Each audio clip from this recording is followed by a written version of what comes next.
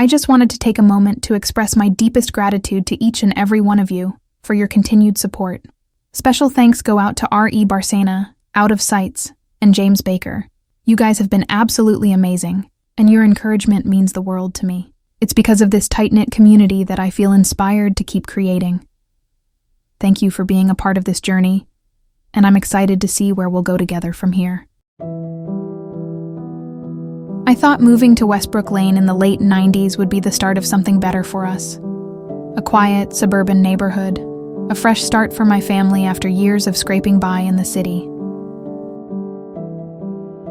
It felt like the right time. Our daughter, Lily, was young.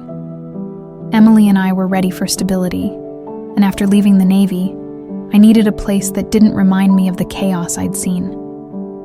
The kind of place where you wave to your neighbors, where kids can play safely on the front lawn, and where everything feels normal. At least that's what I thought.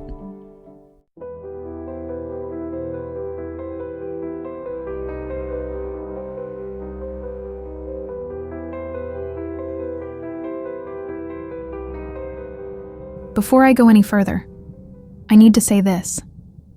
The names of the people and the places I'm about to mention have been changed. Not for their sake, but for ours. I'm not taking any chances. We've already been through enough. I spent most of my 20s serving in the Navy, getting sent to places most people can't even find on a map. It wasn't easy, and I'll admit that being away from home took its toll. But the structure, the discipline, made sense to me. You knew where the danger was, and you dealt with it head on. The hardest part wasn't the deployments. It was coming home and feeling like a stranger in my own life, trying to make up for lost time with Emily and Lily. When I left the service, I swore I'd never take them for granted again. That's what made Westbrook Lane so appealing. It was far from the noise and danger of the city, and even farther from the kind of life I used to live. This was supposed to be our safe haven. But the thing about the Navy is, it teaches you to notice the little things, the things no one else sees. And here, in this too-perfect neighborhood, there were little things everywhere. It's funny how, at first you can miss them. A flicker of light in a window that shouldn't have been on. A friendly smile from the mailman that lingers a little too long. A casual warning from the local cop that leaves you feeling more uneasy than reassured. Looking back, I realize now that there were signs, warnings I ignored. But how could I have known what we were walking into? How could I have imagined that something so sinister could be hiding behind the perfectly manicured lawns and warm greetings? I should have listened to the instincts that had kept me alive in all those places I didn't want to be.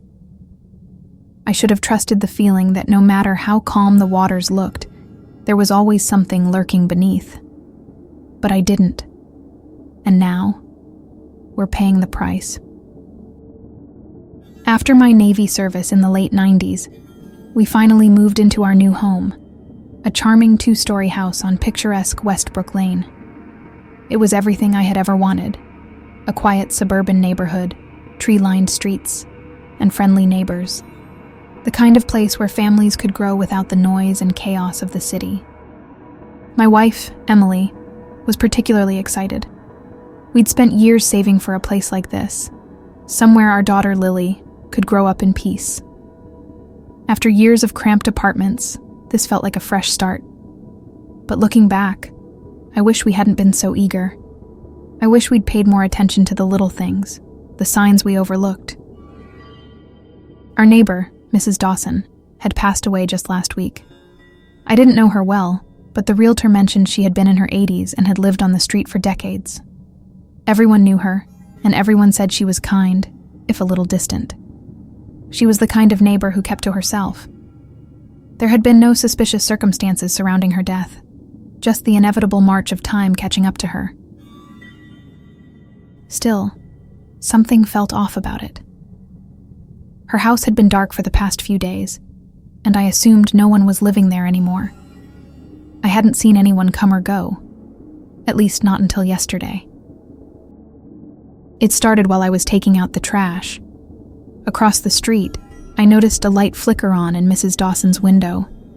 It was strange because I knew no one was supposed to be there. I had even overheard some neighbors discussing when her family would come to sort through her belongings. But there, clear as day, was a figure, a silhouette, standing just behind the curtains on the second floor. I squinted, trying to get a better look. Maybe it was a relative I hadn't noticed before. But before I could think further, the figure stepped back into the shadows, and the light flicked off, leaving the house dark again. "Hey, you all right?" Emily's voice cut through my thoughts as she stepped onto the porch, holding Lily's hand. I nodded, forcing a smile. "Yeah, just thought I saw something." "What, like someone?" she asked, her brow furrowed. "In Mrs. Dawson's house?" "Probably nothing," I shrugged. "Maybe just the wind, or I imagined it." Emily didn't seem convinced, but she let it go. We had more pressing things to worry about, like unpacking boxes and settling in. The next morning, the neighborhood seemed unusually quiet. The streets were empty except for the occasional car, but I couldn't shake the feeling that someone was watching. When I glanced back at Mrs. Dawson's house, I half expected to see the figure again. Instead, the house sat in eerie stillness, as if it was waiting for something. Later that day, I ran into Mr. Patterson, the mailman. He was one of the first people to greet us when we moved in. Friendly guy, always had a smile on his face, but there was something a little off about him. Maybe it was just the way he always seemed to know too much about everyone on the street. He had a habit of lingering too long, asking too many questions. "You settle in all right?" he asked, handing me a few envelopes. "Yeah, thanks," I said, thumbing through the mail. "Hey, did you notice anything strange over at Mrs. Dawson's place?" He paused, his smile faltering just a bit. "What do you mean?" "I thought I saw someone in her window last night," I explained, "but I figured maybe it was a relative or something." Patterson's eyes flicked towards the house across the street. No one's been in or out since she passed. Her family's out of town. They won't be back for another week." I frowned. "So, who was in the window?" He chuckled, but there was no humor in it. "Probably your imagination, new guy.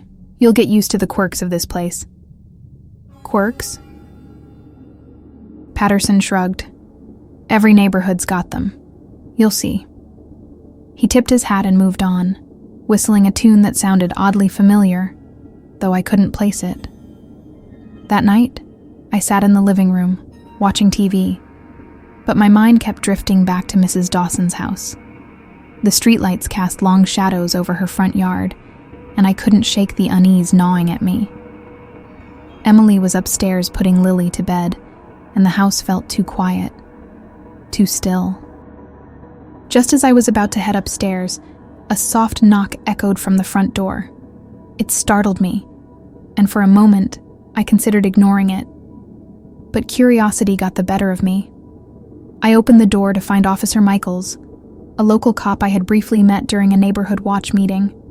His expression was serious, almost too serious for a routine visit. "Everything all right?" I asked. "Just checking in," he said, his eyes scanning my face as though looking for something specific. "I heard you might have seen something strange over at Mrs. Dawson's place." My pulse quickened. "How did you hear that?" Michaels didn't answer, but he gave me a knowing look. "Just a reminder, neighbor. It's best not to poke around too much, especially in matters that don't concern you." Before I could ask what he meant, he turned and walked away, disappearing into the night. I closed the door, feeling the weight of something I didn't quite understand pressing down on me. It was more than just an old woman's death, or a strange figure in the window. Something was wrong with this neighborhood. Something they didn't want me to see. The next few days passed quietly, but the feeling of unease lingered in the back of my mind. Emily noticed it too, though she tried to brush it off. She was always the more optimistic one between us. Lily, on the other hand, seemed completely at ease in the new house. She had quickly made a friend with a girl down the street named Chloe, and the two of them spent most of their time playing in the backyard or on the front lawn. Still, I couldn't stop thinking about Mrs. Dawson's house. Every night I found myself glancing at her window, expecting to see the silhouette again, but the house remained dark. I told myself it was nothing, just an overactive imagination in a new place. But the strange visit from Officer Michaels and the odd conversation with Mr. Patterson kept replaying in my head. There was something they weren't telling me. It wasn't until Friday afternoon that things began to shift again. I was outside mowing the lawn when I noticed a moving van parked in front of Mrs. Dawson's house. Two men in dark clothes were loading boxes into the truck. They worked in silence, quickly and methodically, which struck me as odd. Shouldn't someone from her family be here? Curious, I turned off the mower and made my way over. As I approached the house, I saw a woman standing by the front door, clipboard in hand. She looked up as I drew near and offered a tight smile. Her eyes, however, were cold and uninviting. "Hey, are you a relative of Mrs. Dawson?" I asked, keeping my tone casual. She hesitated for just a second, as though calculating her response. "No, just here to help with the estate. Can I help you with something?" I felt an odd pressure behind my eyes, like I wasn't supposed to be asking questions, but I pushed forward. "I saw someone in the window the other night. I thought no one was living here." Her smile tightened, and she glanced back at the house. "You must have been mistaken. The property has been vacant since Mrs. Dawson passed. No one's been here." She spoke the words with a practiced, almost rehearsed precision, and I didn't buy it for a second. "Oh, okay," I said, though I couldn't shake the feeling that she was lying. Before I could ask more, one of the movers closed the van doors with a heavy thud. The woman gave me one last nod and disappeared inside the house, the door clicking shut behind her. The whole exchange left me more uneasy than before. Who were they, and why were they so secretive about it? I stood there for a few more minutes, staring at the house as if the answers would suddenly reveal themselves. Later that evening, as I sat at the kitchen table, my mind kept drifting back to that encounter. Emily was busy making dinner, and Lily was drawing at the other end of the table, her crayons scattered around her. "Emily," I said, glancing up from the mail I had been mindlessly thumbing through, "do you think something's off about this place?" She paused, setting down the knife she'd been using to chop vegetables. "Off how?" "I don't know. Just little things. Like the people are strange. I can't shake the feeling that something's not right." Emily looked at me, and for the first time since we moved, I saw a flicker of concern in her eyes. "I've noticed it too, but I think it's just us getting used to a new neighborhood. I'm sure we'll feel better once we've settled in." "Yeah, maybe," I muttered, though her words did little to reassure me. That night, as we settled into bed, I lay awake for what felt like hours, staring at the ceiling. The house was quiet, the only sound the soft ticking of the clock on the nightstand. But then, sometime after midnight, I heard it. A low, rhythmic thudding coming from outside. I sat up, straining to listen. The noise continued, steady and deliberate, like someone was hammering at something far off in the distance. I glanced at Emily, but she was fast asleep. Quietly, I slipped out of bed and moved to the window. Peering out through the curtains, I scanned the street. At first, everything looked normal. The streetlights cast long shadows over the empty road, and the houses stood silent in the night. But then I saw it. In the distance, near the edge of the neighborhood, a group of figures were gathered. There were 6 or 7 of them, standing in a circle, their faces hidden in the shadows. They seemed to be facing something in the middle, though I couldn't see what. The rhythmic thudding was coming from them, something metallic, like a hammer striking stone. My breath caught in my throat as I watched them.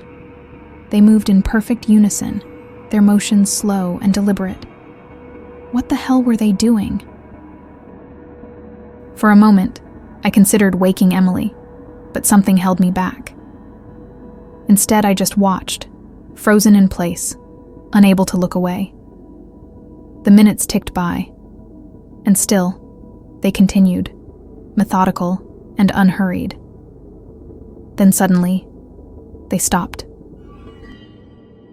One by one, the figures turned and walked away, disappearing into the darkness without a word. Whatever they had been doing, it was finished. The street returned to its eerie stillness, but I couldn't shake the feeling that I had just witnessed something I wasn't meant to see. The next morning, I couldn't stop thinking about what I had seen. As soon as Emily and Lily left to go shopping, I grabbed my jacket and headed toward the spot where the group had gathered. My pulse quickened as I neared the place, half expecting to find some evidence of their strange ritual. But when I arrived, there was nothing. No markings, no tools, no signs that anyone had been there. Just the same perfectly maintained suburban street. It didn't make sense. I had seen them with my own eyes. I stood there for a long time, staring at the empty road, my mind racing. Something was wrong with this place, and I had to find out what. The rest of the weekend passed in a haze. No matter how hard I tried to focus on mundane tasks, mowing the lawn, fixing the leaky faucet in the kitchen, playing with Lily in the yard, my mind kept drifting back to what I had seen the night before. The group, the strange rhythmic sound, the way they had moved in perfect silence, and the fact that, come morning, there was no trace of them. I hadn't told Emily yet. Something about it felt too insane. What could I say? That I saw a group of people gathering in the middle of the night, hammering at nothing? No, I needed to figure out more before I brought it up. I didn't want her thinking I was going crazy. But even I was beginning to doubt myself. Maybe I was just adjusting poorly to this new place, letting my imagination run wild.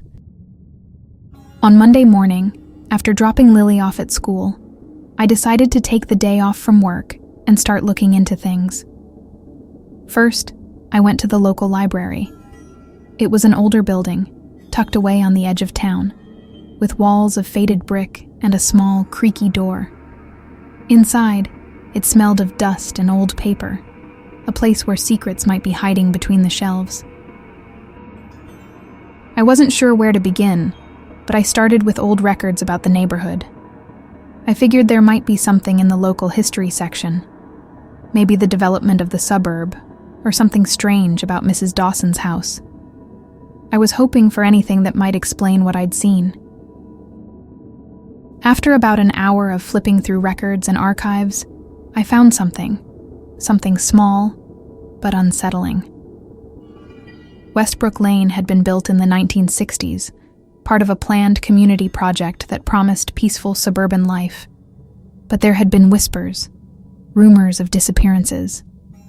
Back in the 1970s, several families had simply vanished. They were never found. No explanations were ever given. Official reports labeled them as unsolved cases, but the disappearances stopped as quickly as they had started. I jotted down some notes, my pulse quickening. Could this have something to do with what was happening now? Had it started again? Suddenly, I heard a voice behind me. "Looking into the neighborhood, huh?" I jumped, spinning around to see an elderly man standing behind me. He was hunched over, with thick glasses perched on the end of his nose. His wrinkled face held a knowing expression, and he looked at me with a strange intensity. Yeah," I stammered. "Just curious about the history." The man nodded, stepping closer. "Westbrook Lane's got some history, all right. Been living around here since the start. Seen things. Things most folks don't want to see. I swallowed hard. What kind of things? He gave a low chuckle, but there was no humor in it. People think it's just an ordinary neighborhood, but there's something buried deep under the surface. Something people don't talk about anymore. You're new here, aren't you? I nodded, suddenly feeling exposed under his gaze. Yeah, just moved in a couple of weeks ago. He shook his head slowly. Then you'd best be careful. Don't go looking for things you're not prepared to find. His words sent a chill down my spine. Before I could ask more, he turned and shuffled out of the library, leaving me standing there, heart pounding in my chest. What had he meant by that? Was he talking about the disappearances from decades ago, or something else? I hurried back to the archives, hoping to find more. But as I flipped through the documents, one thing became clear. The disappearances had stopped, and nothing more was written about them. It was as if the entire neighborhood had returned to its tranquil facade overnight. I left the library feeling more unnerved than when I had entered. I couldn't shake the old man's words. What did he know that I didn't? That night, I lay in bed, staring at the ceiling, thinking about what I had found. Emily had fallen asleep hours ago, and the house was quiet, save for the soft hum of the refrigerator downstairs. I couldn't sleep. The more I thought about it, the more I became convinced that something was deeply wrong with Westbrook Lane. Maybe it was connected to those disappearances. Maybe it was something even darker. Either way, I couldn't ignore it anymore. Around midnight, I got up and walked quietly downstairs, trying not to wake anyone. I pulled on my jacket and stepped outside, the cool night air biting at my skin. The street was deserted, just like the night before. I found myself walking toward Mrs. Dawson's house, feeling a strange pull to it. The windows were dark, and the house stood in eerie silence. But as I stood there, staring up at the second floor where I had seen the figure, I noticed something strange. The front door was slightly ajar, just a crack. My heart raced. I knew I should turn back, but something inside me urged me forward. I stepped onto the porch, pushing the door open with a soft creak. The house smelled musty, like it had been closed up for years. I stepped inside, my footsteps echoing in the stillness. The air was thick with dust, and the furniture was still covered in white sheets. It was as if no one had touched anything since Mrs. Dawson passed. But as I moved through the house, I felt that familiar feeling again, like someone was watching. I made my way to the stairs, my hand gripping the banister tightly. The second floor loomed above me, dark and foreboding. As I climbed, each step felt heavier, like something was pushing down on me, trying to keep me from going up. At the top of the stairs, I hesitated. The door to the room where I had seen the figure was closed. My hand trembled as I reached for the knob, slowly turning it. The door creaked open, revealing the dark room beyond. The moonlight filtered in through the curtains, softly illuminating the floor. The room was empty, just like the rest of the house. But as I stepped inside, something caught my eye. A small wooden box sitting on the windowsill. I approached it cautiously, my heart pounding in my ears. The box was old, its wood dark and worn. There was no lock, so I lifted the lid slowly, my breath catching in my throat. Inside was a stack of old photographs. I flipped through them, and my blood ran cold. They were pictures of the neighborhood, taken over the years, but in every picture, there were people who shouldn't be there. I recognized some of them. Mr. Patterson, the mailman, Officer Michaels, and others I hadn't met yet. They were in every photo, standing in the background, watching, always watching. My hands shook as I flipped to the last photo. It was a recent one, taken just a few days ago. It showed my house. And there, standing in the shadows by the front door, was a figure I couldn't quite make out. But they were watching us. I dropped the box, my heart racing, and backed out of the room, nearly tripping over my own feet. I had to get out of there. I had to get home. But as I reached the front door, I heard a soft whisper from behind me. Too late. I ran. My feet pounded against the pavement as I sprinted down the street, breath coming in ragged gasps. The neighborhood was dark and still, but I couldn't shake the feeling that someone, or something, was following me. Mrs. Dawson's house disappeared behind me, swallowed by the shadows. But the images I had seen burned in my mind. The photographs. The people. Watching. How long had they been watching us? When I finally reached my house, I fumbled with the keys, my hands shaking so badly it took 3 tries to unlock the door. I rushed inside and slammed the door shut, my chest heaving. For a long moment, I just stood there, leaning against the door, trying to catch my breath. Emily appeared at the top of the stairs, rubbing her eyes, her face half hidden by the shadows. "What's going on?" she asked, her voice groggy with sleep. I struggled to find the words. How could I explain what I had just seen? The photographs, the whisper that had chased me out of the house, the feeling of being watched. I wasn't even sure I believed it myself. I thought I saw someone outside, I lied. It was probably nothing. She frowned, clearly not convinced, but she didn't push it. It's the middle of the night. You need to get some rest. I nodded, but rest was the last thing I could manage. My mind raced, replaying the events of the night over and over. As Emily returned to bed, I went to the window, peering out into the quiet street. For the longest time, I watched. There was nothing. Just the wind rustling the leaves, the streetlights casting their cold, artificial glow over the empty road. But I knew someone was out there. The next morning, I couldn't shake the paranoia that had settled into my bones. Every time I stepped outside, I felt eyes on me. The neighbors smiled and waved as usual, but now their friendly gestures felt like masks, hiding something far more sinister. Mr. Patterson was making his usual rounds, delivering the mail with that same too-friendly smile. But now, every time I saw him, I couldn't stop thinking about the photos.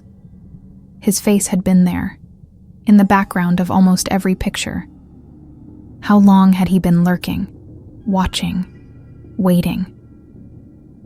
As I grabbed the mail from him, I forced myself to act normal. "Busy day, Mr. Patterson." He chuckled, tipping his hat.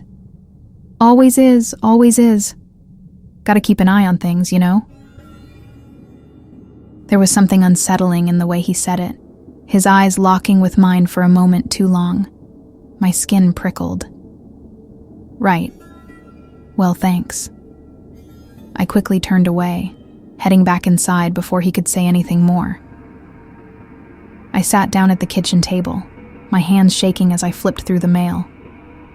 Nothing unusual, just bills, ads, and a letter from the neighborhood association.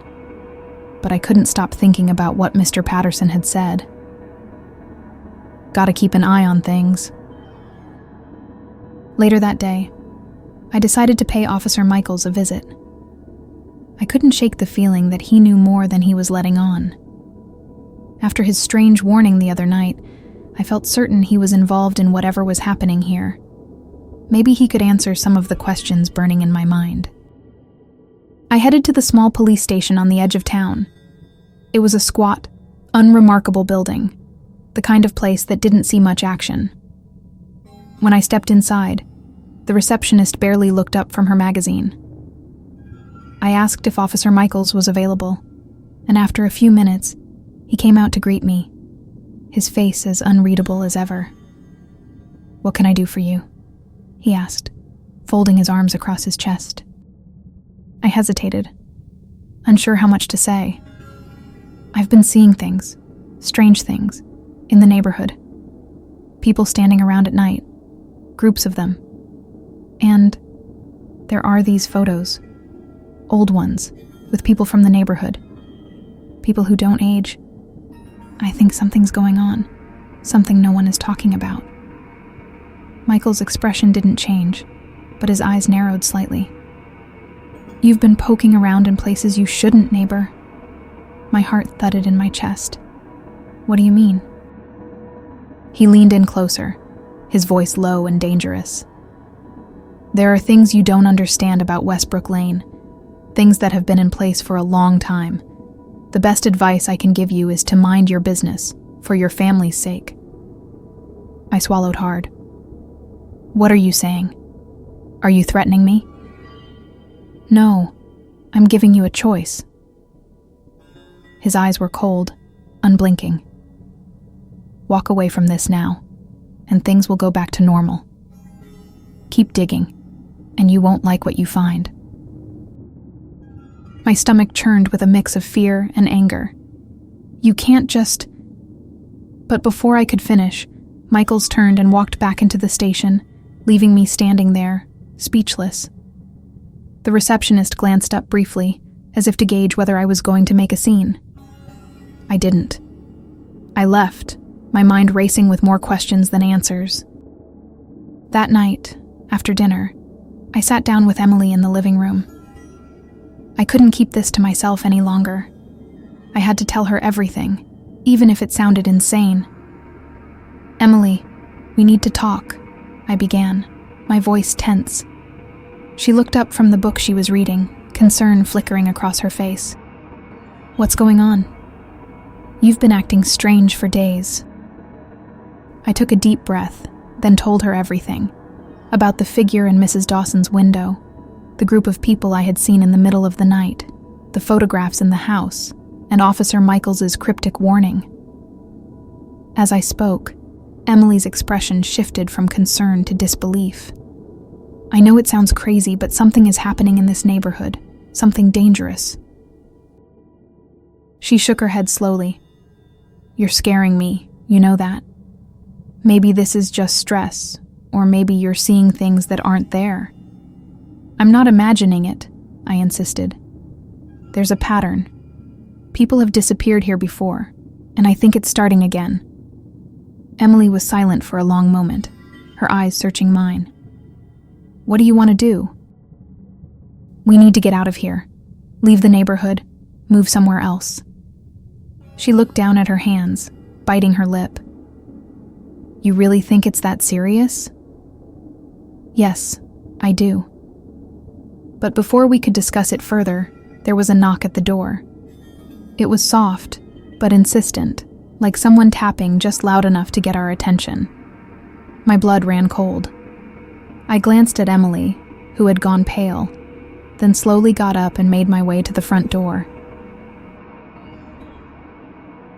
I opened it cautiously, and there, standing on the porch, was Officer Michaels. "Good evening," he said, his voice as smooth and unsettling as ever. "Just wanted to stop by and remind you to stay out of things that don't concern you. You wouldn't want your family to get caught up in anything unfortunate." I stared at him, my heart pounding in my chest. "What do you want?" He smiled, but it didn't reach his eyes. "Consider this your last warning." Before I could respond, he turned and walked back to his patrol car, disappearing into the night. I stood there for a long time, my mind racing, trying to make sense of everything. Emily came up behind me, her hand on my shoulder. "What are we going to do?" she whispered. I didn't have an answer. All I knew was that we were in danger, and there was no way out.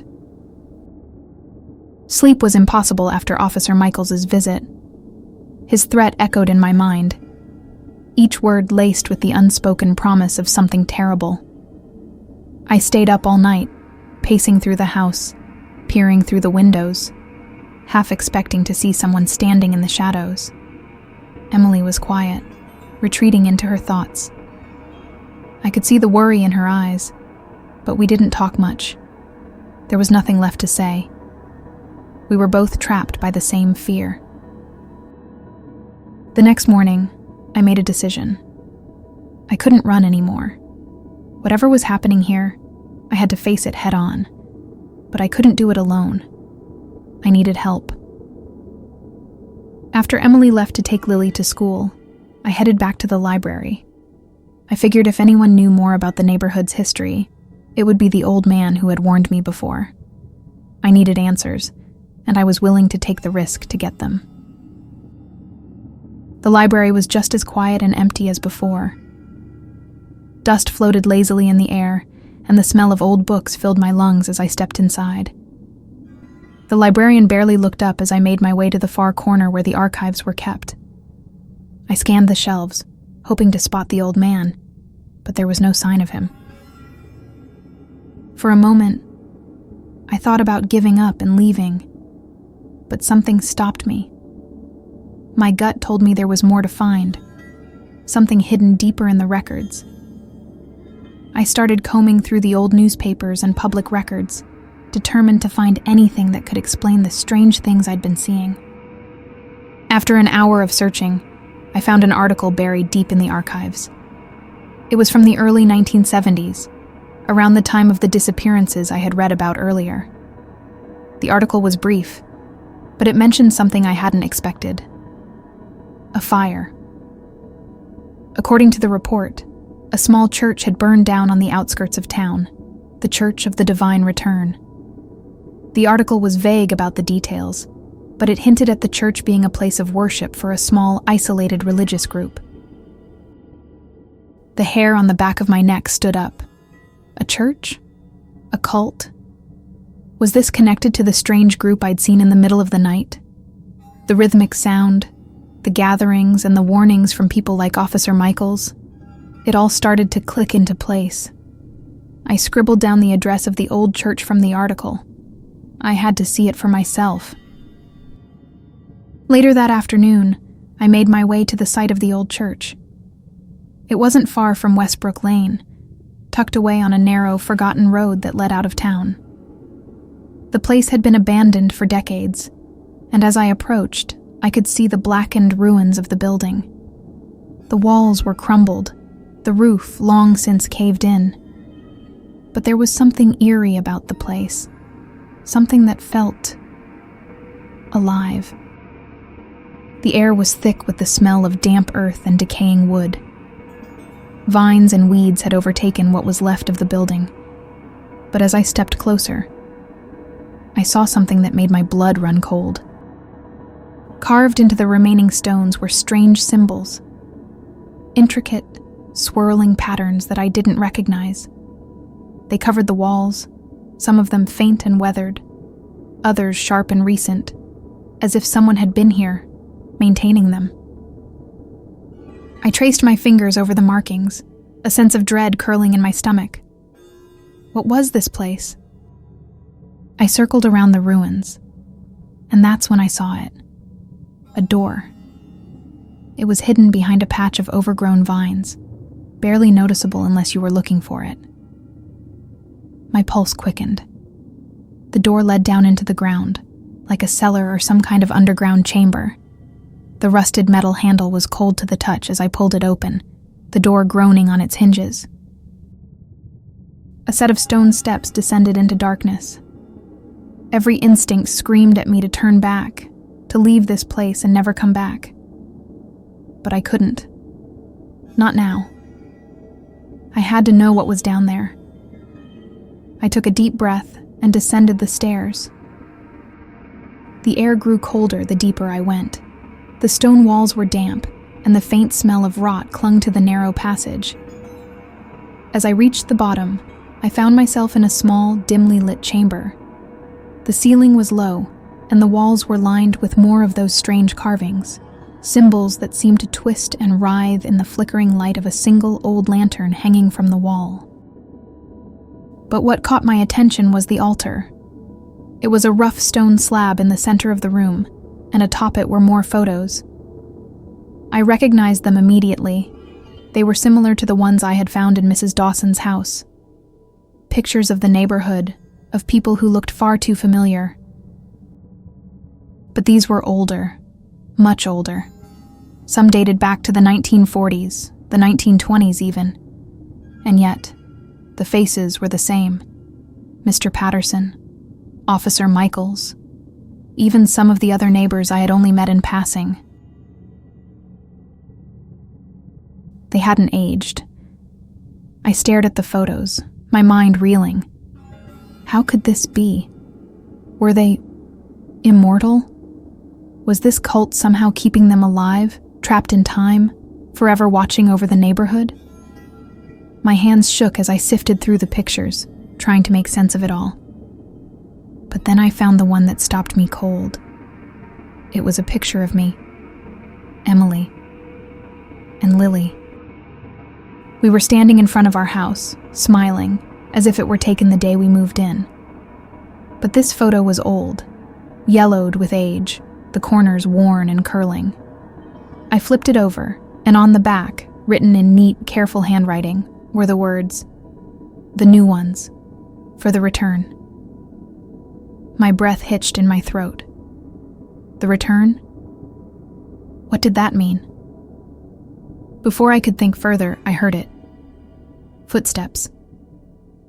Someone was coming. I shoved the photo into my pocket and darted back up the stairs, my heart racing. As I emerged from the cellar, I quickly slammed the door shut and scrambled through the overgrown brush, trying to stay low. I could hear voices now, low and murmuring. I peeked through the vines and saw them, figures moving through the ruins of the church, dressed in dark robes. There were at least 10 of them, gathered around the entrance to the underground chamber. My blood turned to ice as I recognized 2 of the figures, Mr. Patterson and Officer Michaels. They stood at the front of the group, their faces calm, as if they were presiding over some ancient ritual. One of them began to chant softly, a strange melodic hum that echoed through the ruins. The others joined in, their voices rising in unison. I couldn't stay any longer. My heart hammering in my chest, I slipped away, running as fast as I could back to my car. The chanting followed me, haunting and surreal, until I finally reached the road. I jumped into the car, slamming the door shut, my hands shaking so badly it took a few tries to get the keys in the ignition. When the engine finally roared to life, I sped away, not daring to look back. When I got home, I rushed inside, locking the door behind me. Emily was in the kitchen, making dinner, but she froze when she saw my face. "What happened?" she asked, her voice filled with concern. "I found something," I said, my voice barely above a whisper. "I know what's going on." Her eyes widened. "What do you mean?" I pulled the photo from my pocket and handed it to her. She stared at it, her hands trembling. "This is us," she whispered. "But how? How is this possible?" "I don't know," I admitted. "But they've been watching us. They've been watching everyone. I think they're part of some cult, something to do with the Church of the Divine Return. And they want us for something." Emily's face drained of color. "We need to leave. Now." I nodded, but deep down, I knew it wasn't going to be that simple. They were already watching. They knew everything about us, and they wouldn't let us go so easily. We had to leave, now. Emily and I stood frozen in the kitchen, the eerie photograph of our family lying between us like a curse. The words on the back, "The new ones, for the return," rang in my head, each time louder, more insistent. The cult knew we were here. They'd been watching us since the day we moved in. Emily's face was pale, her eyes wide with panic. "We have to get Lily and go," she whispered, her voice shaking. I nodded, trying to keep my own fear under control. "Pack a bag. Just the essentials. I'll get Lily from school." Emily didn't argue. She rushed up the stairs, and I could hear her moving frantically around the bedroom, throwing things into a suitcase.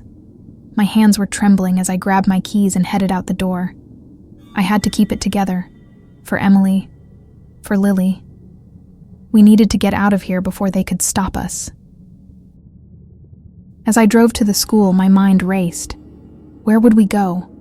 How far did their influence reach? Westbrook Lane felt like the center of something dark, but I couldn't shake the feeling that this cult had roots that extended far beyond our neighborhood. When I arrived at Lily's school, I forced myself to calm down. I couldn't let her see how terrified I was. As I walked into the building, I plastered on a smile, hoping I looked more composed than I felt. The receptionist smiled at me, unaware that our lives were in danger. "I'm here to pick up my daughter," I said, trying to keep my voice steady. "Lily Jensen." She nodded and made the call to Lily's classroom. I stood by the front door, tapping my foot anxiously, my eyes darting to the windows.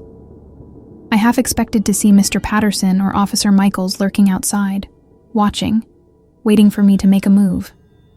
When Lily came out, she smiled brightly, holding her little backpack in her hand. "Daddy, why are you picking me up early?" I knelt down to her level, my heart aching at the sight of her innocence. "We're going on a little trip, sweetie. Mommy's packing, and we're going to leave as soon as we get home." Lily's eyes lit up. "A trip? Where are we going?" "Somewhere fun," I said, forcing another smile. "But we have to hurry, okay?" She nodded, excited and oblivious to the storm swirling around us. I took her hand, and we walked quickly to the car. As I strapped her into her car seat, my eyes kept scanning the parking lot. Every shadow seemed like a threat. Every movement made my pulse quicken. I got behind the wheel, started the engine, and pulled out of the school parking lot. I didn't relax until we were halfway home, the road stretching out in front of us, empty and quiet. But the sense of dread never left me. When we pulled up to the house, I saw Emily standing on the porch, a suitcase by her feet. She looked tense, her eyes darting from side to side as if she expected someone to appear at any moment. "We're ready," she said as I stepped out of the car. "Let's go." I hurried inside, grabbing the bag I had packed for Lily earlier and double-checking that we had everything. But as I was about to leave, something stopped me. A noise, a soft thud from outside. I froze, listening intently. The house was silent, but I could feel it. We weren't alone. "Emily," I whispered, "get Lily in the car. Now." She didn't ask questions. She grabbed Lily's hand and hurried outside. I followed close behind, my heart racing. But just as I reached the door, I saw them. Standing at the edge of our driveway were 3 figures: Mr. Patterson, Officer Michaels, and another man I didn't recognize. They were dressed in plain clothes, but the way they stood there, watching us, sent a chill down my spine. They weren't going to let us leave. "Get in the car," I hissed to Emily, who was frozen beside me, her eyes wide with fear. "Where do you think you're going, neighbor?" Mr. Patterson's voice cut through the still air, calm but with a dark undercurrent. "It's not safe to be out on the road this time of day." I turned to face them, keeping myself between Emily and Lily and the 3 men. "We're leaving," I said, trying to sound braver than I felt. "We don't want any trouble." Officer Michaels stepped forward, a slight smile on his face. "There's no need to go anywhere. Everything is fine here. You're part of the community now. You should stay." I clenched my fists, my mind racing. "We don't want to be a part of this. We're leaving, and you're not going to stop us." Michael's smile faded. His eyes darkened, and he shook his head slowly. "That's not how it works. You've been chosen. You can't just walk away." My blood ran cold. I took a step back, reaching for the car door. "We're leaving. Now." Patterson raised his hands in a placating gesture. "Come on now. No need to make this difficult. You've seen how it works around here. It's better for everyone if you just accept it." "Accept what?" I spat. "That you're all part of some cult? That you've been watching us, controlling us?" "It's not a cult," Patterson said, his voice low and eerily calm. "It's a community, a family, and we're here to protect you." "To protect us from what?" Michaels took another step forward, his eyes boring into mine. "From what's coming. The return is inevitable, and when it happens, those who have prepared will be safe. You and your family, you're meant to be part of that. That's why we chose you." My heart pounded in my chest. The return, the photographs, the cryptic messages. Everything started to fall into place. They believed in some kind of apocalyptic event, and they were preparing for it. And they wanted us to be a part of it, whether we liked it or not. I didn't have time to think. I grabbed Emily's hand, pulled her toward the car, and shouted, "Get in." She didn't hesitate. She jumped into the passenger seat, and I rushed to the driver's side. But just as I reached for the door, Michaels lunged at me. His hand closed around my arm with an iron grip. "You're not going anywhere," he growled. I twisted, breaking free from his grip, and slammed the car door shut. My hands fumbled for the keys as he pounded on the window, his face twisted with rage. Patterson and the other man stood behind him watching, their faces cold and emotionless. The engine roared to life, and I floored the gas. The car screeched out of the driveway, throwing Michaels off balance. I didn't look back as we sped down the road, the tires screeching against the asphalt. Emily was shaking beside me, clutching Lily's hand. "What are we going to do?" she whispered, her voice barely audible. "I don't know," I said, my own voice trembling. "But we can't stay here. We need to get as far away as possible." The streets of Westbrook Lane disappeared behind us, the houses growing smaller and smaller in the rearview mirror. But I couldn't shake the feeling that we weren't escaping, that no matter how far we drove, no matter where we went, they would always be watching. We drove for hours, not saying much, the silence heavy and thick between us.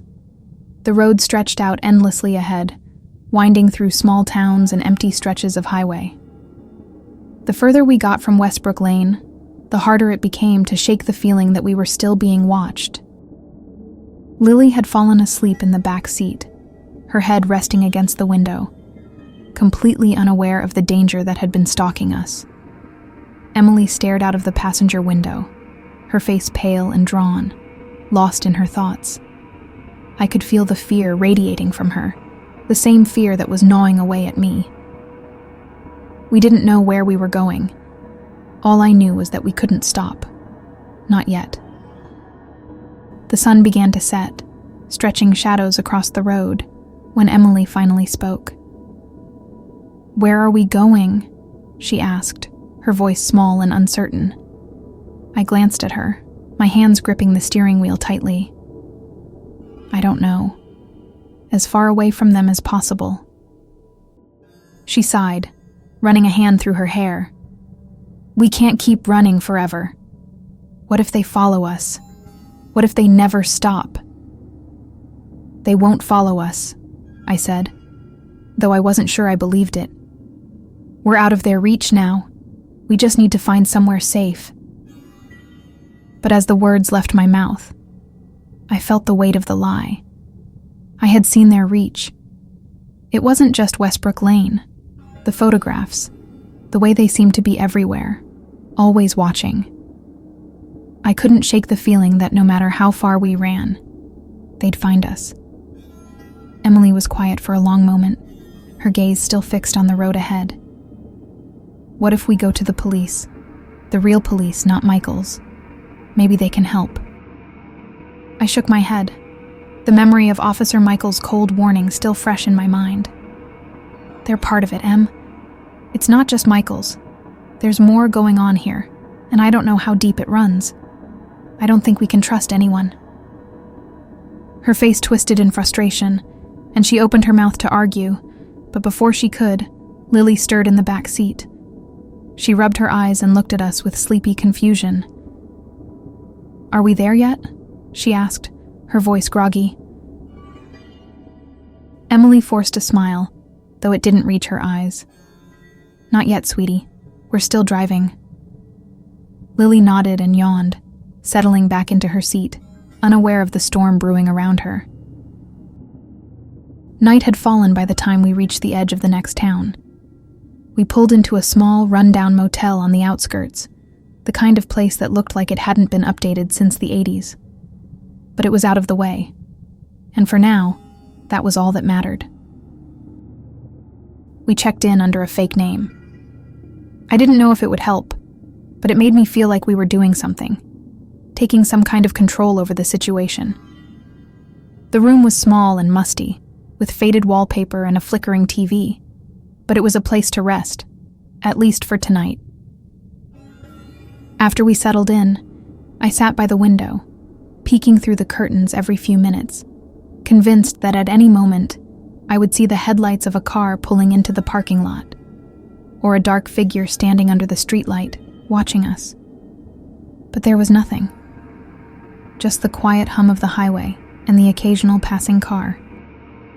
Emily sat on the edge of the bed, her hands trembling as she fiddled with the old rotary phone on the nightstand. She looked up at me, her eyes filled with desperation. "We can't just sit here and wait for them to find us. We need to do something." I knew she was right, but I didn't have an answer. Every idea that came to mind felt like it was doomed to fail. The cult had too much control, too many connections. But there had to be something, someone who could help us. That's when it hit me. The old man from the library. He had warned me.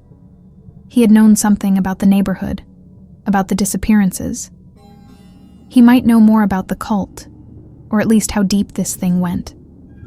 I didn't have much to go on, but he was the only person who had given me even a hint of the truth. "I have an idea," I said, standing up and pacing the small room. "The old man from the library, he knew something. He told me to be careful. I think he might know more. Maybe he can help us." Emily frowned. "You think he's still around? That was days ago." "I don't know," I admitted. "But it's the only lead we have." Emily hesitated, chewing her lip. "And if he can't help?" I met her gaze, my stomach twisting with the weight of the truth. "Then we'll keep running. We'll keep running until we figure out how to stop them." The next morning, after a sleepless night, we packed up the car and headed back into town. I didn't know if the old man would even be at the library, but I had to try. The drive was tense, Emily keeping a nervous eye on Lily, who seemed oblivious to the fear hanging in the air. When we pulled into the parking lot of the library, my heart was racing. I didn't know what I was going to say to him, but I had to try. He was the only person who seemed to know the dark secrets of the neighborhood, and maybe, just maybe, he knew how to fight back. Inside, the library was as quiet and still as ever. The faint smell of old paper filled the air, and the librarian gave me a bored glance as I walked past her desk. I headed straight to the back, where the old man had spoken to me last time. But when I got there, the chair was empty. My heart sank. I scanned the room, hoping to see him shuffling between the shelves, but there was no sign of him. Despair gnawed at me. What if I had lost my chance? What if he was gone for good? But just as I was about to leave, I saw it. a small, crumpled piece of paper tucked between two books on the shelf. I grabbed it, my hands shaking as I unfolded it. There, scrawled in shaky handwriting, were two words: "The farm." I stared at the note, confusion swirling in my mind. The farm? What farm? Was it a place? A person? I didn't know what to make of it, but it was something. A clue. I rushed back to the car, my heart pounding in my chest. Emily looked up at me, concern etched on her face. "Well, did you find him?" I handed her the note. "No, but I found this. I think it's where we need to go." Emily frowned, studying the words. "The farm? What does that mean?" "I don't know," I admitted, "but it's all we have." We spent the next hour driving through the outskirts of town, searching for anything that looked like a farm. It wasn't until we reached the very edge of the county that we finally found it. A sprawling piece of land, overgrown and abandoned, with a rickety old barn standing in the distance. "This must be it," I said, pulling the car to a stop. Emily didn't look convinced, but we didn't have any other options. Together we stepped out of the car, and I told Lily to stay close as we approached the barn. The air was thick with the smell of damp earth and rot, and the wind whistled through the trees, sending a chill down my spine. As we neared the barn, I saw movement, a figure stepping out from the shadows inside. My heart leaped into my throat, but when the figure stepped into the light, I recognized him. The old man. "You shouldn't have come here," he said, his voice low and rasping. I stopped in my tracks, fear and desperation warring inside me. "We didn't have a choice. They're after us. You have to help us." The old man's eyes flicked to Emily and Lily, then back to me. "There's no running from them. They always find you." "Then what do we do?" I asked, my voice shaking. "How do we stop them?" The old man hesitated for a long moment, then sighed. "There's only one way." He stepped aside, revealing a trapdoor hidden beneath the dirt floor of the barn. "You have to go down. That's where the truth is." The old man stood silently, his eyes locked on mine as he pointed to the trapdoor beneath the barn floor. Dust swirled in the dim light that filtered through the cracks in the wooden walls. The weight of his words, "That's where the truth is," hung in the air like a death sentence. Emily stood behind me, clutching Lily's hand. I could feel her fear without looking. We were both terrified, but this was the only chance we had left. Whatever was down there, it held the answers we needed. The answers to escape from this nightmare. I took a deep breath and moved toward the trapdoor. The metal handle was cold under my fingers as I pulled it open. A gust of musty air rushed up from below, carrying the smell of damp earth and something older, something that had been buried for far too long. Beneath the trapdoor was a set of narrow stone steps leading down into the darkness. The old man reached into his pocket and handed me a small flashlight, its beam weak but steady. "They won't follow you down there," he said quietly, "but you won't be the same when you come back." His words sent a chill through me, but there was no turning back now. I had to know the truth. "Stay here," I whispered to Emily, though I could see the fear and protest in her eyes. "I'll go down first. I'll check it out, make sure it's safe." She nodded reluctantly, pulling Lily close. "Be careful." I descended the steps slowly, the darkness swallowing me with each step. The beam of the flashlight cut through the gloom, revealing stone walls slick with moisture. The air grew colder as I went deeper, and my footsteps echoed unnervingly through the narrow passage. When I reached the bottom, the passage opened into a large underground chamber. The ceiling arched high above me, and the walls were lined with more of those strange symbols I had seen before, carved deeply into the stone, glowing faintly in the dim light. My pulse quickened. This wasn't just some hidden cellar. This was something ancient. In the center of the room stood an altar, an obsidian slab, much like the one I had seen beneath the church. But this one was larger, and surrounding it were several stone pedestals, each topped with a small bowl. The bowls contained some kind of thick, dark liquid. Blood, I realized with horror. I approached the altar cautiously, the beam of my flashlight dancing over the stone surface. There were markings here too, symbols I couldn't understand, but that filled me with an overwhelming sense of dread.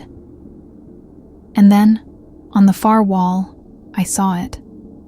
A mural, carved into the stone, depicting a scene that made my blood run cold. It showed a group of people, robed figures, much like the ones I had seen in the middle of the night, gathered around a figure bathed in light. This figure was larger than the others, with long, twisted limbs and eyes that burned with an unnatural light. The robed figures were bowing before it, offering something. People, families, children. My hands trembled as I realized what this was. This was the return they had spoken of, the ritual they were preparing for. The cult wasn't just worshipping some ancient god. They were preparing a sacrifice, and we were the ones they had chosen. I backed away from the mural, my heart hammering in my chest. I needed to get out of here. I needed to get Emily and Lily and run, as far away from this place as possible. But as I turned, I noticed something else. Something that made my stomach twist with dread. At the base of the mural, hidden in the shadows, were more photographs. I knelt down, my hands shaking as I picked them up. There were dozens of them, old and worn, the faces familiar, the same faces from before. Mr. Patterson, Officer Michaels, the neighbors, the same people, over and over again, in different places, different times. These people hadn't just been watching us. They had been part of this for generations, and they hadn't aged. They had been part of this ritual, offering sacrifices, keeping themselves alive through some unholy pact. And then, at the bottom of the pile, I found the most recent photograph. It was of me, Emily, Lily, taken just days ago. Written on the back of the photograph, in the same neat handwriting, were the words, "The chosen for the return." I felt like I was going to be sick. I stumbled backward, clutching the photograph in my hand. They had been planning this from the moment we moved in. We were the next sacrifice. I rushed back up the stone steps, my breath coming in ragged gasps. When I emerged into the barn, Emily rushed over, her face etched with worry. "What did you find?" she asked, her voice trembling. I handed her the photograph, too shaken to speak. She stared at it for a moment, then looked up at me, her eyes wide with horror. "They're going to sacrifice us," I said, my voice barely a whisper. "This whole thing, it's a ritual. The return. It's some kind of ancient god or entity, and they've been feeding it sacrifices for generations. That's how they've stayed alive. That's why they don't age." Emily looked like she was about to collapse, her hands shaking as she held the photograph. "We need to get out of here," she said, her voice rising with panic. "We need to run." The old man, who had been standing silently in the shadows, stepped forward. "You can't outrun them," he said, his voice low. "They'll find you, no matter where you go." "What do we do then?" I demanded. "We can't just let them take us." The old man hesitated, then nodded slowly. "There's one way to stop them, but it's dangerous." I didn't care. We didn't have a choice. "What is it?" He pointed to the trapdoor. "You have to destroy the altar. It's the source of their power. If you can destroy it, the return won't happen." The pact will be broken, but you won't have much time." Emily and I exchanged a glance. It was a slim chance, but it was all we had. "Go now," the old man urged, "before they come for you." Without wasting another moment, I grabbed the flashlight and headed back down the stairs, Emily following close behind. The underground chamber felt even more oppressive now, the walls seeming to close in around us. We reached the altar, and I stared at it, unsure how to proceed. The thing looked ancient, solid, indestructible. But I had to try. I grabbed a loose stone from the floor and swung it down onto the altar with all my strength. The stone cracked, sending a jarring pain through my hands, but the altar didn't budge. I tried again and again until my hands were raw and bloodied, but the altar remained intact, the symbols glowing faintly in the dim light. "It's not working," Emily said, her voice filled with panic. "What do we do?" I was about to respond when I heard it. A low rumble, like the earth itself was shifting beneath us. The ground trembled, and the air grew thick with a suffocating heat. And then, from the shadows, a voice. "You shouldn't have come here." We turned, and there, standing at the entrance to the chamber, were Mr. Patterson and Officer Michaels. Their faces were calm, but their eyes burned with something dark and unnatural. "It's too late," Patterson said, his voice echoing through the chamber. "The return has already begun." Mr. Patterson and Officer Michaels stood at the entrance to the underground chamber, their calm expressions in stark contrast to the rising terror in my chest. The ground beneath our feet trembled, and the air thickened with a heat that felt otherworldly, suffocating. It was as if something ancient had begun to stir beneath the earth, something that had been waiting for this moment. Emily clutched my arm, her eyes wide with fear. "What do we do?"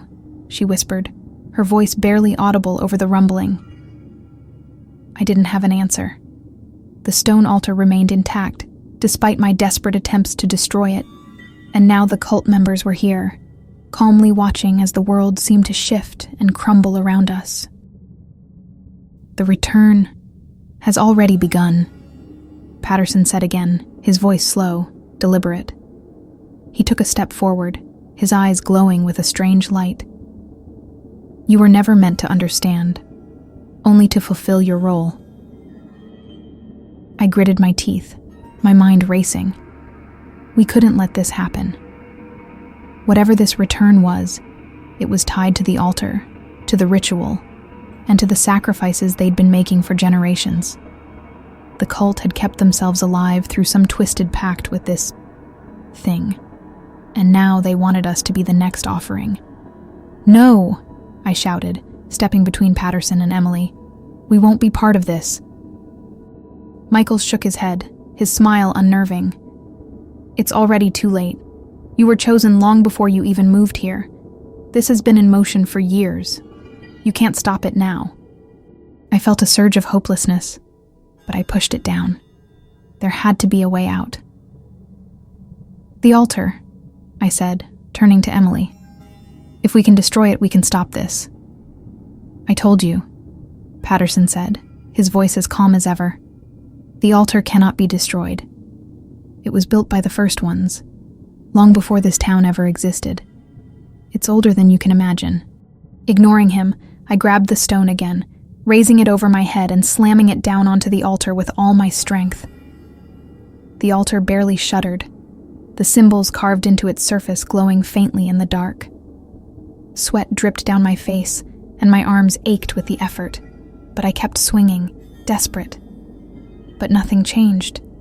The rumbling beneath us grew louder, more insistent, as if something massive was stirring beneath the earth, preparing to rise. Emily's voice broke through my haze of panic. "Look." I followed her gaze to the far corner of the room.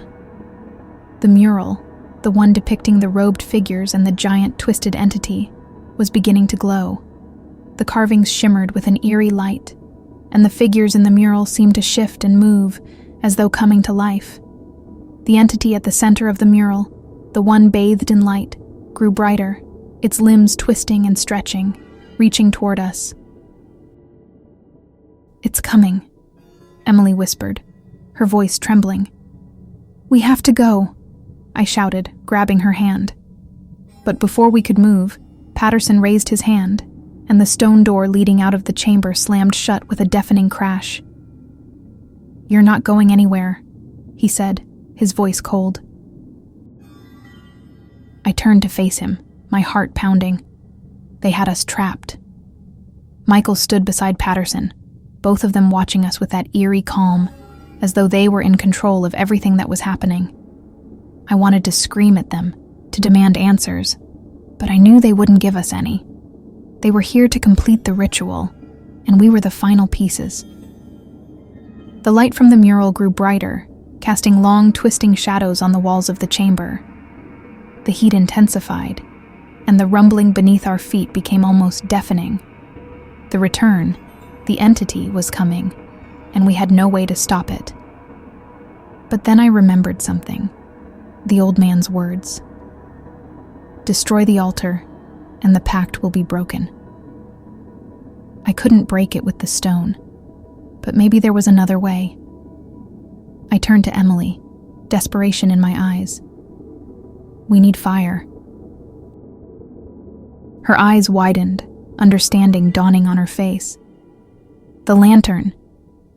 I grabbed the old lantern that had been hanging from the wall, its weak flame flickering in the oppressive heat. It was old, the kind that used kerosene, and I prayed there was enough fuel left to make a difference. Michaels must have realized what we were planning, because he stepped forward, his expression darkening. "Stop." But I was already moving. I threw the lantern onto the altar, the glass shattering on impact. The flame sputtered for a moment, then roared to life as the kerosene ignited. The fire spread quickly, licking up the sides of the altar, the flames casting wild, dancing shadows on the walls. Patterson shouted something, but I couldn't hear him over the roar of the flames and the rumbling beneath the earth. The heat intensified, and for a moment, I thought it wasn't going to work. The altar remained intact, the symbols still glowing faintly beneath the flames. But then, with a loud crack, the stone split. The ground beneath us shook violently, and I stumbled backward, pulling Emily with me. The altar began to crumble, the stone breaking apart as the flames consumed it. The light from the symbols flickered and dimmed, and the rumbling beneath the earth grew louder, more chaotic. Patterson and Michael stood frozen, their eyes wide with disbelief. "No!" Patterson shouted, but it was too late. The mural on the wall began to crumble, the glowing figures fading into the darkness. The entity at the center of the mural twisted and writhed, its limbs reaching out, but it was being pulled back, swallowed by the very stone it had been carved into. The flames roared higher, consuming the altar and everything around it. And then, with one final deafening crack, the altar shattered. The ground beneath our feet shifted and I fell, pulling Emily down with me. The chamber shook violently, and the stone walls began to crack and collapse. Dust and debris rained down from above as the entire structure started to fall apart. "We have to get out of here," I shouted, my voice barely audible over the chaos. I grabbed Emily's hand, and we ran for the door. The stone door that had trapped us began to crumble, the stones falling away as the chamber collapsed around us. Patterson and Michaels were nowhere to be seen, swallowed by the chaos. We scrambled up the steps, dust and debris filling the air, and burst out into the barn just as the underground chamber collapsed entirely. The ground buckled beneath the barn, and we ran, sprinting for the car as the earth rumbled and cracked behind us. When we reached the car, I threw open the door and shoved Emily inside, my hands shaking as I fumbled with the keys. The engine roared to life, and we sped away, leaving the collapsing barn behind us, the ground still trembling in our wake. We drove for what felt like hours, not speaking, too shaken to process what had just happened. The road stretched out endlessly in front of us, and the sky began to lighten with the first hints of dawn. Eventually, I pulled over onto the side of the road, my hands still trembling as I turned off the engine. Emily sat beside me, staring blankly ahead. "Is it over?" she whispered. I didn't know. The altar was destroyed, the ritual broken, but the entity, the thing they had been trying to summon, still lingered in my mind. Had we really stopped it? Or had we only delayed the inevitable? I don't know, I admitted, my voice hoarse. Emily looked down at her hands, still clutching the photograph, the one of us, taken by the cult. Her fingers trembled as she held it up to me. "What do we do now?" she asked, her voice barely above a whisper. I stared at the photo for a long time, my mind racing with everything that had happened. The cult, the return, the sacrifices. They had been planning this for decades, maybe longer. But now their plan was in ruins, the altar destroyed, their power broken. I took a deep breath, my hands still shaking as I took the photograph from her. "We keep running," I said finally, "and we never look back."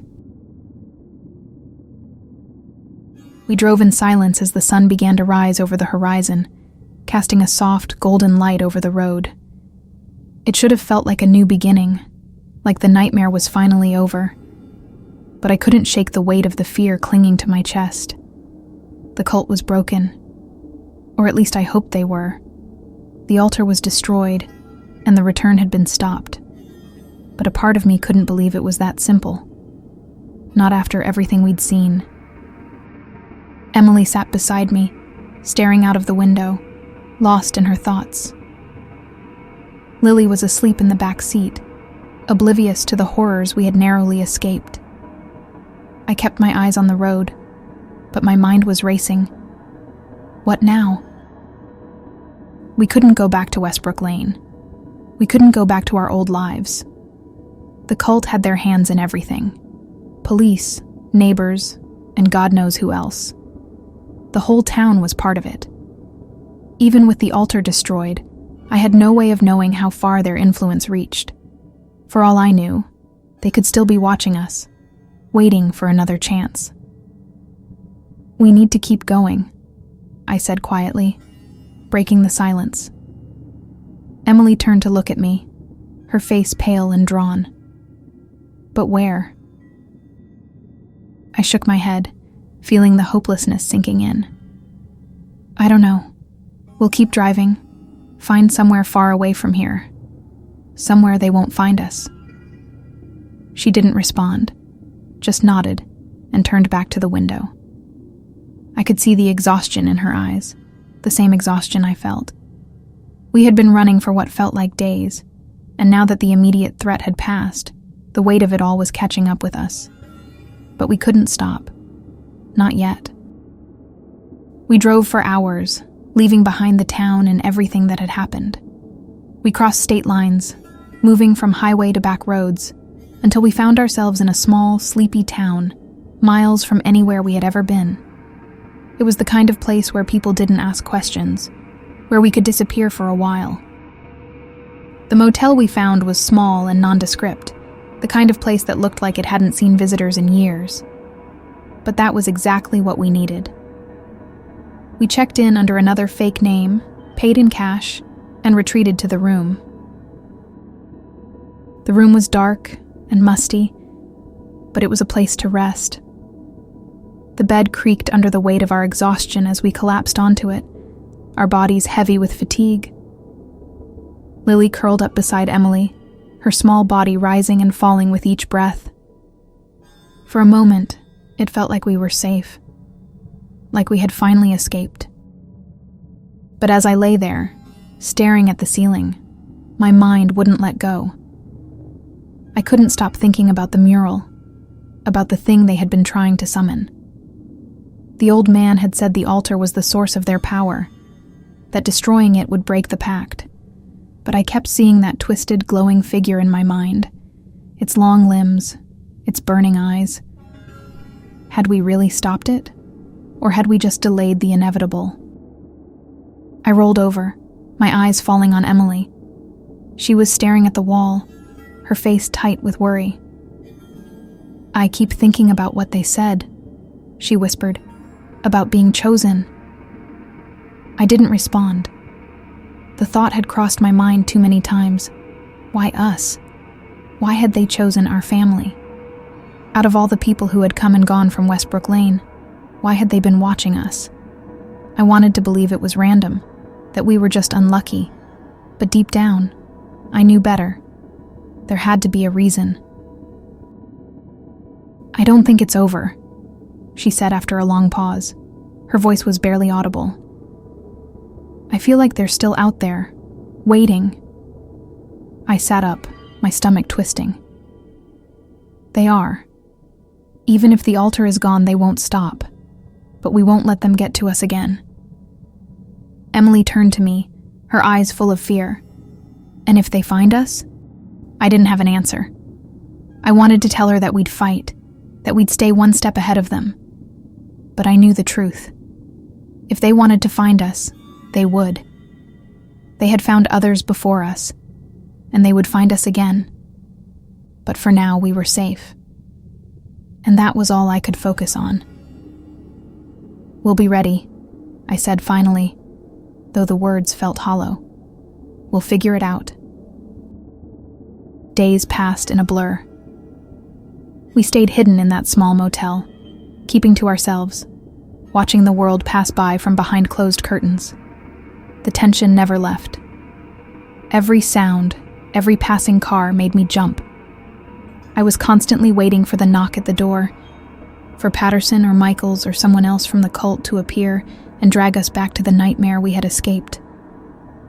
But no one came. It was on the 5th day that I finally decided to leave the motel. I had been too paranoid to go anywhere, but we needed supplies, and I needed to clear my head. Emily and Lily stayed behind while I drove into the town's small grocery store, keeping my head down, trying to blend in. As I was walking down one of the aisles, grabbing a few essentials, I caught sight of something that made my heart stop. On the bulletin board by the front of the store, mixed in with the usual flyers for local events and missing pets, was a photograph. A grainy, black and white image of a family standing in front of a house. My family. I froze, my blood turning to ice as I stared at the photo. It was the same one they had taken of us, the one I had found beneath the church. But here it was, in a small-town grocery store, hundreds of miles from Westbrook Lane. The words printed beneath it were simple but terrifying. "Have you seen this family?" I dropped the basket I was holding, my hands trembling. I backed away from the bulletin board, my mind spinning. They had found us. They knew where we were. I ran to the car, my heart pounding in my chest, the walls of the small town closing in around me. When I got back to the motel, I rushed into the room, slamming the door behind me. Emily looked up, startled. What happened? "They know," I gasped, still trying to catch my breath. "They know where we are. They're looking for us." Emily's face drained of color. "What do we do?" "We leave, now. We can't stay here." We packed our things in silence, moving quickly, driven by the knowledge that they were coming. I didn't know how long we had, but I wasn't going to wait around to find out. We loaded the car and sped away from the motel, leaving the small town behind as fast as we could. We drove for hours, and once again, the road stretched out before us. The sky grew dark as night fell, and the headlights of passing cars blurred into streaks of light. Emily and Lily were silent beside me, their faces pale, exhausted. I didn't know where we were going. All I knew was that we couldn't stop, not ever. As we drove, I glanced at the rearview mirror, half expecting to see a car following us, a dark figure waiting to pounce. but there was nothing. Just the empty road and the darkness. But I knew better than to let my guard down. They were still out there, watching,